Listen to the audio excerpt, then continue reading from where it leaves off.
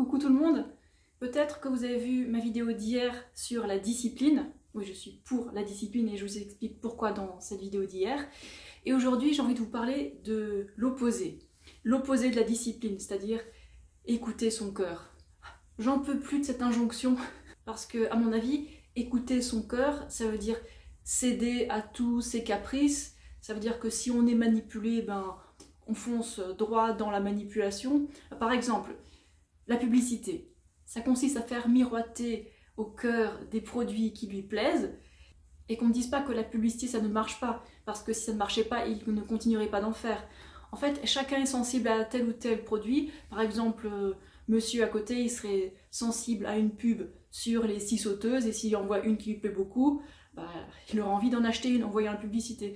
Ou alors, si madame, elle aime bien le chocolat, et elle voit une publicité sur un chocolat qui a l'air fondant et doux et tout ça, elle aura envie de craquer. Après, est-ce qu'il faut craquer? Est-ce qu'il faut écouter son cœur? D'après ces gourous du New Age qui disent écoutez votre cœur, en fait ça veut dire laissez-vous laver le cerveau. Non mais sérieusement. En fait, je crois qu'il y a une confusion entre l'instinct et le cœur.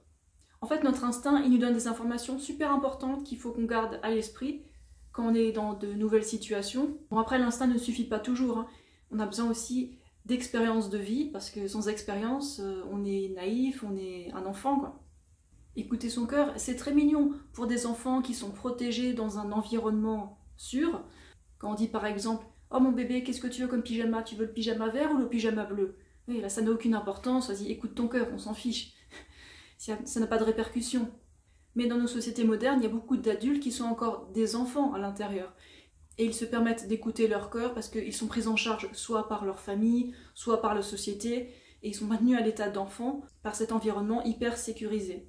Mais ces adultes enfants ne sont pas à l'abri de tout, hein, parce que notre société regorge de prédateurs financiers ou autres.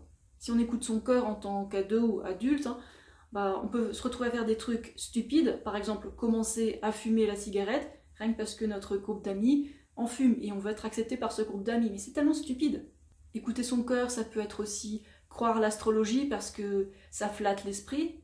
Écouter son cœur, ça peut être aussi refaire toute sa garde-robe à chaque saison, 4 fois par an, et ça empêche de faire des économies.